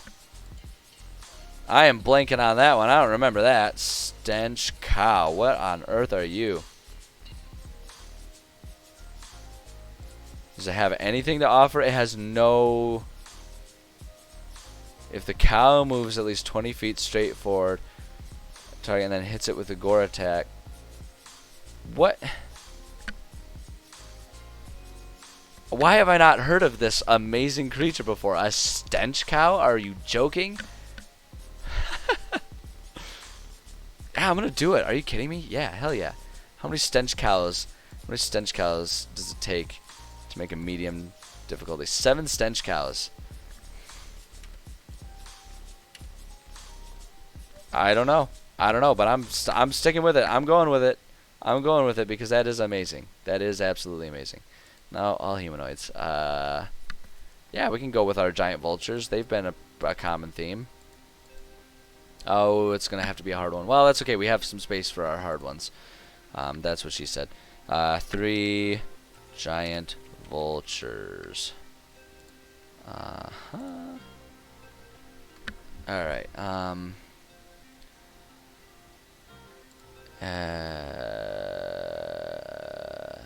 We need one more medium. No. Hadrosaurus. No, we're sticking away from the dinos. Vine blights. I like the vine blights. It takes 4 to make a medium. So just I just realized that kind of, talking about my methodology for things. So you'll notice that there's a range. You can have 4 or 5 for a medium difficulty.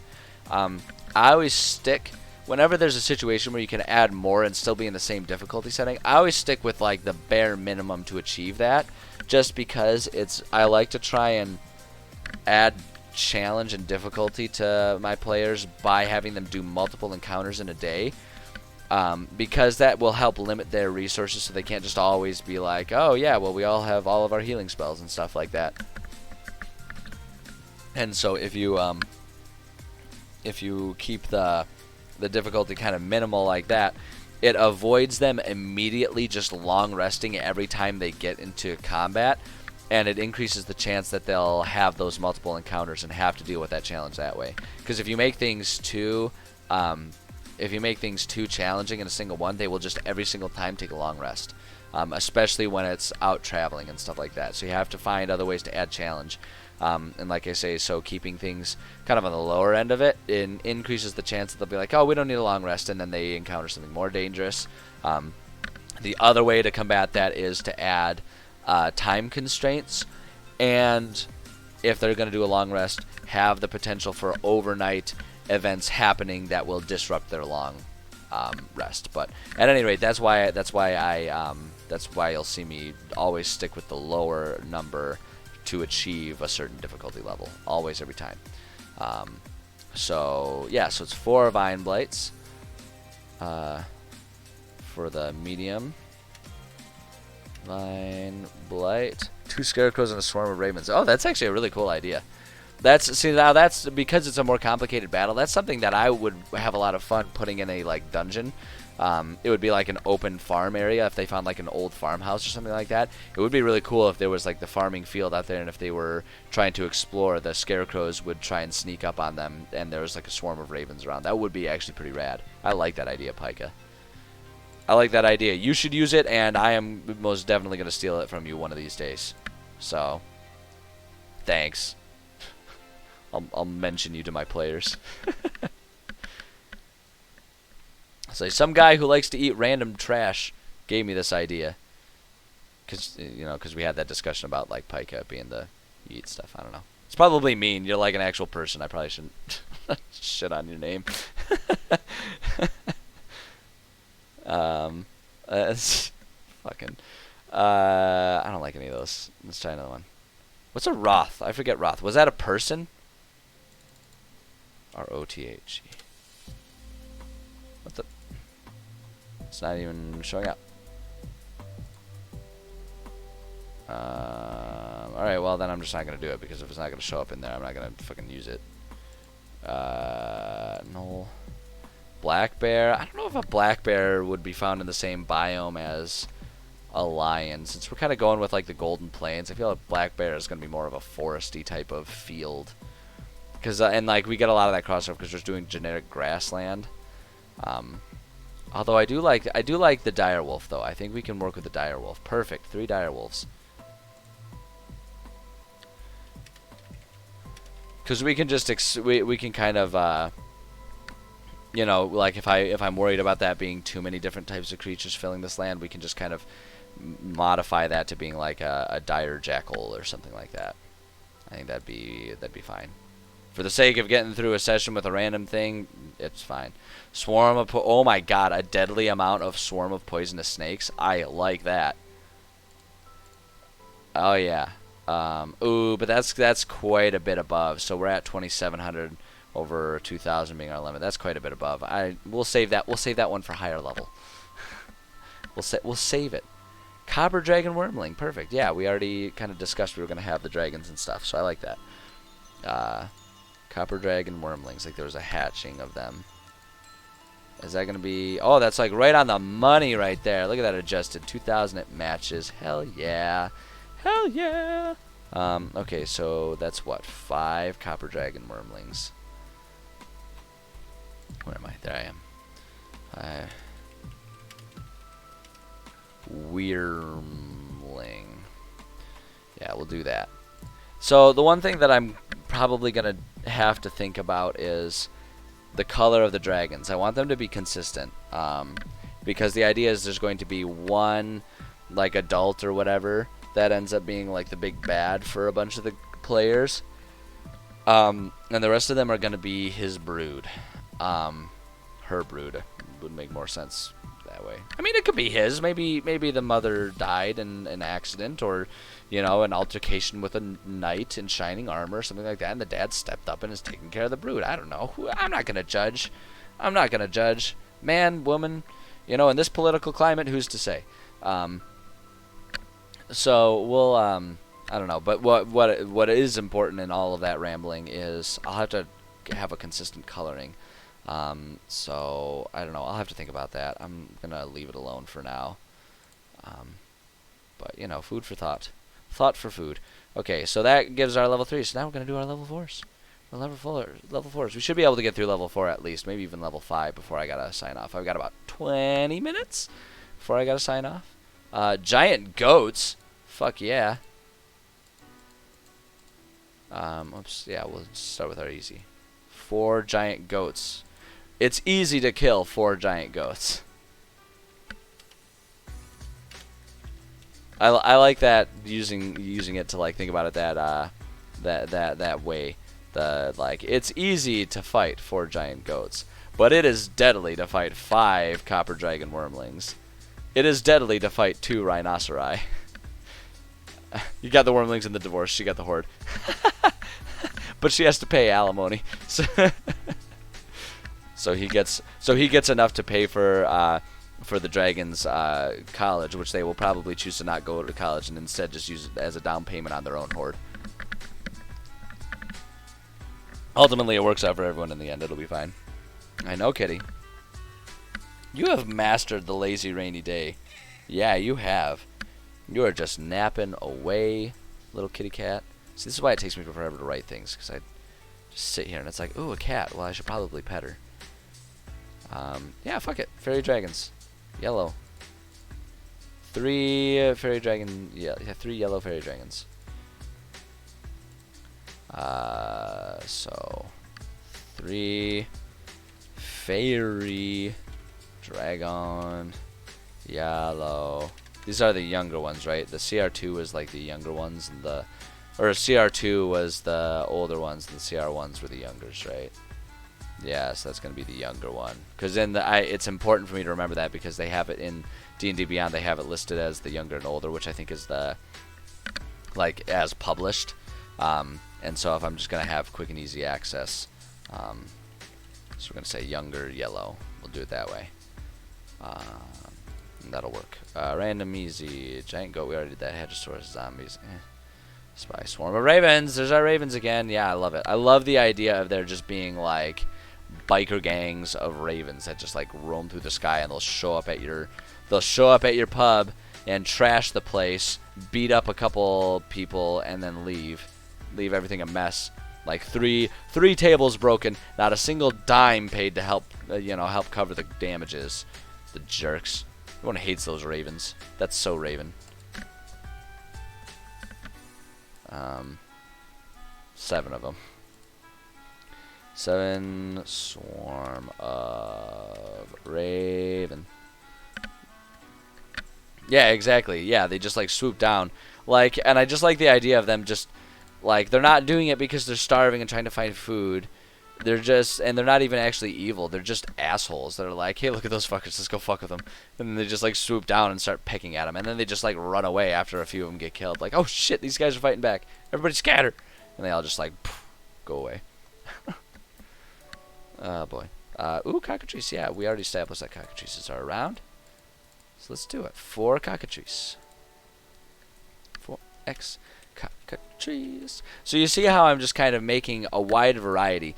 We see a lot of the same monsters show up in all of these, but we have different numbers of them. And so when you kind of do it that way, like even if they end up, at different levels battling giant owls a couple times, the fact that there are different numbers and everything makes it feel much more alive, because in the world you wouldn't always encounter exactly 3 of this monster or something like that, right? So I just basically try to make it so that there's no matching combination of number and monster type. We can have the same monster type all over the place, and obviously we have a lot of the same numbers, but only once does 4 giant owls show up, right? And so that's kind of a way to just sort of subtly add more variation without adding more work to the process, which is always valuable. Wargs, if I'm remembering properly, are like wolves, but like uglier. Yeah, I think the warg is just the monster, and like the warg rider. Yeah, that's how they did it. And like the warg isn't the goblin combined with the wolf creatures, just the big ugly wolf motherfucker there. So yeah, we'll do some wargs. Why not? I think wargs fit. We're on to the mediums now, I believe. 7, yeah, 7 warg. We'll do that because like that's the thing too. As things get more challenging, like as player level goes up, the monsters become more like they drift more towards the monstrosity realm. And that's kind of convenient since I don't attribute the different levels necessarily to different regions of the land. This is just random tables, so wherever they're going, whatever their average level is, I roll from that table. So it is a little game mechanic-y, but for the most part I find players don't really notice because their memories are short and they forget what they battled last time. So they don't really notice, so you can kind of get away with it that way. Giant constrictor snake. Yeah, we'll do that. We've done poisonous snakes. Why not constrictors? 2 of them. 2 giant constrictor snake. I've had my players fight constrictor snakes before. I'm pretty sure they are all Indiana Jones levels of afraid of snakes now. It was satisfying. I fucked them up with snakes. Alright, 4 giant vultures. That's a good one. That's a good one. X giant. Oh my gosh, I'm so sorry. I promise I'm not bored. It's just a lazy, rainy day. It's gloomy. It's like that type of day where you just want to pass out on the couch. And I may still do that. The day is far from over. Got all the time in the world. No, I don't want giant scorpions. I don't like scorpions in this region. Flame Guardian Nilbog. No. Ooh, Fairy Dragon. Ooh, Indigo. Indigo. Oh, that's a more challenging one, too. Or do I need another medium? No, we're on to hard. Yep, we're doing the random hard. Let's. How many can? No, can't do that one.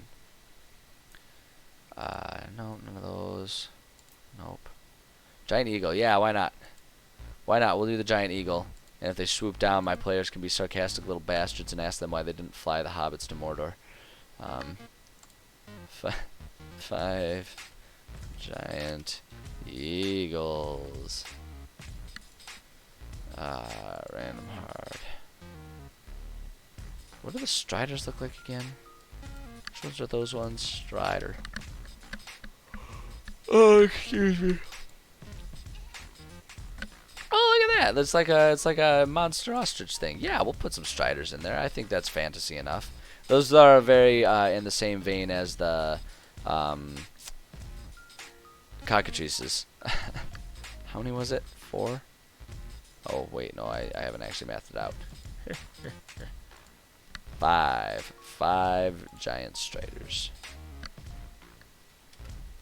5 giant strider. Stricer? Strider. 5 giant strider.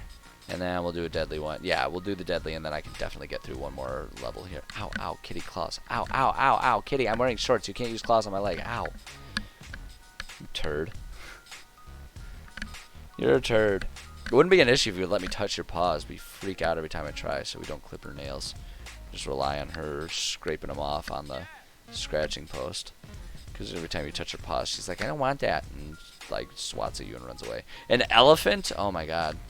I don't think that's going to work out for this one, though, because adding 2 of those, yeah, that bumps us way over where I want to be for a single combat. It's the DC on breaking the striders to be, it's the DC on breaking the striders to be, oh, I see what you're, like, in terms of training them. So the way I handle DC things is I always do it based on roughly what the player's level is, because I like there to be, like, I basically think about it as a certain likelihood, and I have, like, DCs, I've actually kind of, for my own, where I'm happy, within my, is it in this page? No, it wasn't this page, here. Yeah, so for the saves and checks, if the players are averaging level 2, an easy one is 10, medium is 11, and difficult is 12. You know, and it goes up with the level. So it would be, I would need at least a 14 to start training, but I would be like, I would need to make multiple checks over the course of multiple days to catch all of them. Fail the thing is depending on how long it is and flat out. Oh, but I promise. What's I doing? Ooh, a Shadow Mastiff Alpha. Let's see. That's the one. Let's do it. 3 Shadow Mastiff. Yeah, it was 2 F's. Mastiff Alpha. All right. Yeah. What time? Yeah, I got time. We're gonna do the level 5s. That way we'll be like halfway done with the combats in this thing. So yeah, like I've said multiple times, you can see it takes time and it's tedious, but it is so worth it. It is so worth it to do this groundwork early on. I don't like any of those. We can do the Copper Dragon Wormling again. We've already established that they're around. 4 Copper Dragon Wormling. Nope, wrong thing. There we go. 4 Copper Dragon Wormling. That one sounds more like a Christopher Walken Wormling. I don't know. That was the way I did that though. That was drifting a bit more towards Forrest Gump, wasn't it? I was dancing the line between the two. I hope that's not insulting. Let's do the Jackalwares. We haven't seen them in a minute. We established that they're there. 7 of them. Oh my god, a big fucking group of 7 of them. Can you imagine? 7x. Jackalware. Oh, golly, excuse me. I'm so sorry. It's a good thing I'm going to be ending soon. Apparently, I need to go take a nap. I won't be able to right away because I have a little bit of work that is calling my name once I'm done here. But at some point we can. Let's do... Oh, these are all good ones. They're all CR1. So the good news here too is these are all challenge rating 1. So if we find the amount for one of them, then we can do it for all of them. We can just do stuff. So let's see, 4 yellow fairy dragons. Those are the younger ones, right? Yeah. 4 fairy dragon, young yellow. 4 lions, and then we'll go to the medium for the striders. How many striders would it take? 7. Yeah, that works. 7 striders. So we need 2 more mediums. The Quetzalcoatlus. Oh my golly. It's apparently it's game over for me. Apparently I'm not gonna be awake the rest of the day. Why is it giving me all the crap that I don't want? Shadow Mastiffs. We've already established that they're there. So we can do that. 3 Shadow Mastiffs. 3x Shadow Mastiff. Need 1 more medium. Just the 1. There's our scarecrows.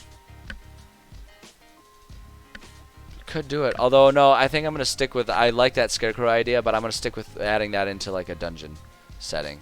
I like that better. Yeah, war horses, why not? Yeah, we can. The other thing is I never do more than 10 enemies in a single combat. So 10. Just for that's primarily for the sake of time, more than any other reason. Just to make sure I don't spend too much time on one single combat, you know. Assassin, no thank you. Ooh, the Lizard King. No. Stone Melter. Red Dragon Veteran Assassin. Ooh, an Air Elemental would be kind of interesting. I actually like that idea. An Air Elemental that's just kind of hanging out. Or 2 of them. Two Air Elementals. I like that. We can really just let things, now that we're like at the halfway mark here, we can really start letting things get a little crazier in terms of what types of creatures they find. Mental. Random hard. Shadow Mastiff Alphas or the Fairy Dragon Orange. I'm gonna go with the Fairy Dragon Orange here. That sounds like a color that you would be able to order for a car or something. Like, this car comes in Fairy Dragon Orange. It's like, I don't have a reference point for that, but it sounds rad, so I'll get it. Fairy Dragon Orange, that's the young one.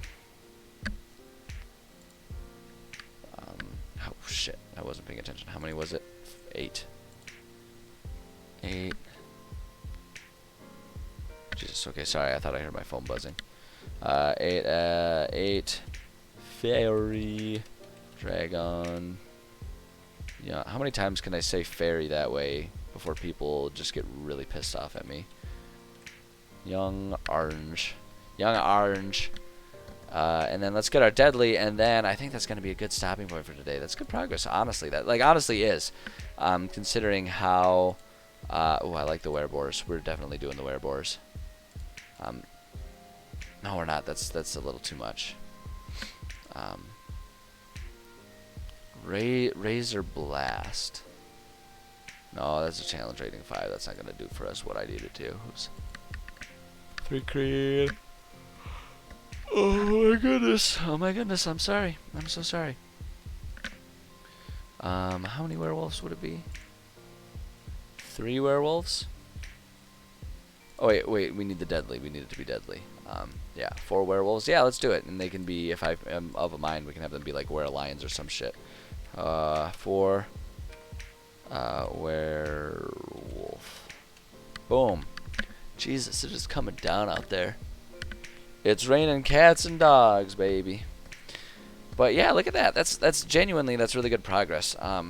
It is kind of a slow and tedious process filling out these tables, but like I keep reiterating, it pays dividends in the end. Really ends up being worth it long term to have all of this stuff figured out. So yeah, so thanks for those of you who were along for the ride live here. I appreciate it. I really appreciate you guys coming here. I think we shared some good ideas and got some cool thoughts. Pen to the paper here. Got some cool thoughts down, and I always appreciate that. It's fun. It's fun. I love it. I really enjoy it. So thank you to all of you, and those of you, despite maybe the slightly aggressive tone about the VODs that I took earlier today, might have been a fuck word or two that was dropped. It was the heat of the moment. I didn't mean it. I appreciate all of you that are watching the VODs. And I do actually mean that genuinely. I appreciate everyone who watches either live or after the fact. I'm just honored that people are interested in watching me at all. That's the fun part about all of this. So, yeah, happy Friday, everyone. It is Friday, which means in terms of my official schedule, which is I try to stream every day at around this time, either playing a video game or writing based on the time or based on the day of the week. In terms of that, the official stuff, it's the end of the week. But that said, I've got a quiet weekend ahead of me. By design, my last week and last weekend were very busy. The past 2 weekends actually for me have been very busy. Either camping or in a different state at a kickboxing tournament, at a Muay Thai tournament. They've been very busy weekends. So this weekend is intentionally just quiet for me, which means I will probably have a lot of time to play video games. And these days, when I get the urge to play video games, I tend to get the urge to log on and stream. So, if you like hearing my smooth, dulcet tones ramble about random ass bullshit that matters very little to anyone, including myself, you can come watch me. You can pay attention to me and see. You pay attention to me. Look at me. No, you can pay attention to what I'm doing. If you follow, you can always get the notifications, so you can just check back if you have a mind to watch some streams and see if I'm on, because there's a good chance I will be on playing either Far Cry or Mass Effect. It's kind of just whatever I'm in the mood for, because it's my channel. I can do what I want, so fuck off. I don't mean that. Don't fuck off. I appreciate all of you. But yeah, at any rate, pay attention to that. Next week, I don't presently have anything that will stop me from doing my usual 5 days a week around this time streaming, as well as I've started doing my bright and early 4 a.m. Far Cry streams. I'm playing Far Cry right now. It's not dedicated to Far Cry. It's whatever game I'm playing. But if you want to see a slightly loopier and more unhinged version of myself, that first hour at 4 a.m. when I wake up and I'm trying to get the coffee in me before my morning workout, that's a good time to come watch me be a little goofy. But at any rate, yeah. So that's kind of where we're at. It's the end of the week. Next week we'll be back on schedule. And this weekend, who knows? It'll just kind of be a free-for-all for whatever I'm in the mood for. But yeah, that's all I got. I'm really appreciative of everyone who stopped by this week, stopped by today, watching the VODs. You guys are all pretty awesome people. The only thing I always ask is, as we're all dispersing from this little pocket of having fun with my stream, go out there, be good to other people. Be nice to other people. The world has a lot of douches in it, a lot of douchebags. And boy, would it be cool if, we weren't part of that douchebaggery. So, yeah, each and every one of you, just go out there, try to be a good person. Try to be as nice to everyone else as you've been to me today, is what I ask, because you've all been pretty rad people to me today. That's really it. That's really all I got. That's all of it. So get out there, enjoy your weekend, or don't. Do whatever you want. I'm not in charge of you. But amen to that. Yes, I'm assuming Pike gets a slight delay and you're saying amen to being good people. But also amen to enjoying your weekend. I don't know, amen to just good things in general, right? I appreciate your attitude. I appreciate your participation. I appreciate everyone. And I'm looking forward to seeing y'all next time. So go out there, be the awesome dudes you are, and I'm looking forward to seeing you next time. Take care, everybody.